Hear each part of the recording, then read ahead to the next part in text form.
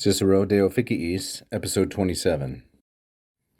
Quorum autem officiorum praecepta traduntur, ea quamquam pertinent ad finem bonordrum, tamen minus id appardret, quia magis ad institutionem vitae communis spectara videntur, de quibus est nobis his libris explicandum.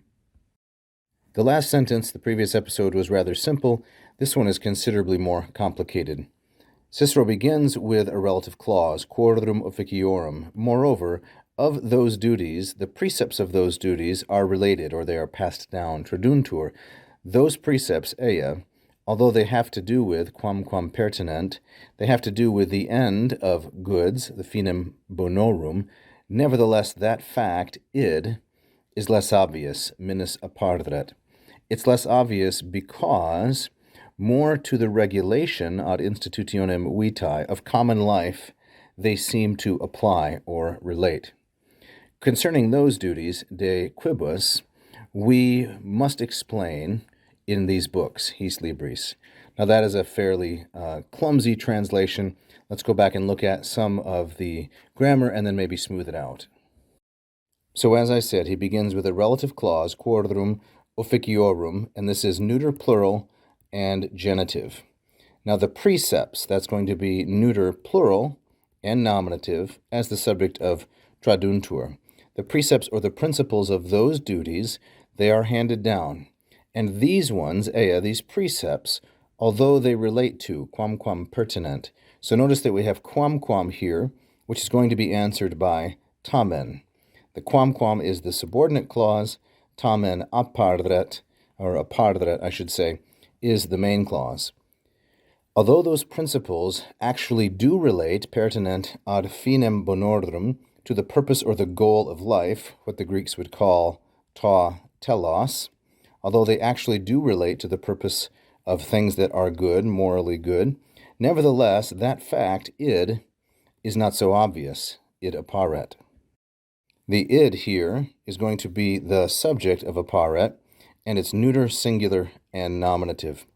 It's very common in Latin, we've seen it before in Cicero, for this little neuter monosyllable to summarize a previous idea.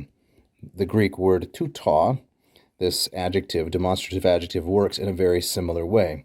So we might start here with the main clause. It is not very obvious that the precepts of those duties that are related, although they pertain to everyday life, it is not very obvious that that is the case, because now we have videntur, and videntur is a third plural, and it's a present indicative passive. Those precepts seem, videntur, that's a very good way to translate video in the passive, they seem to relate to spectara, and notice that spectara and ad go together, which is a very common construction, spectara and ad, to relate to or have reference to. They seem to have reference to the institutionem, the regulation or the government of everyday life, vitae communis, or common life. So to summarize, Cicero is saying that the praecepta, the principles on those duties that are handed down or passed down by the philosophers, they actually do relate to the finem bonorum, but it doesn't really seem like it. It's not obvious because they have more to do with the management of everyday life. Then he says, de quibus, concerning which things, that is, concerning which officia, or perhaps we could say concerning which praecepta, principles for everyday living, explicandum est. So explicandum here is a gerundive, that is a verbal adjective from the first conjugation verb explico, explicare. And when the gerundive is used with a form of esse, it has an awkward, clumsy name given it by the grammarians. It's called a passive periphrastic, and it connotes obligation or necessity. So explicandum est, one must explain. There must be an explanation, there must be an exposition. When the gerundive is used, then the dative expresses agency. So nobis here, with reference to Cicero, is a masculine plural dative expressing agency. So in order to make this idiomatic, we might say, I must explain these matters, or I have to explain these principles, de quibus, in these books, his libris. And this is going to be or his libris, I should say, because this is a short I. masculine plural, and ablative of instrument. Thank you for watching. I hope you enjoyed that free lesson. Please like and subscribe, hit the bell. You can also become a patron at patreon.com/LatinPerDiem.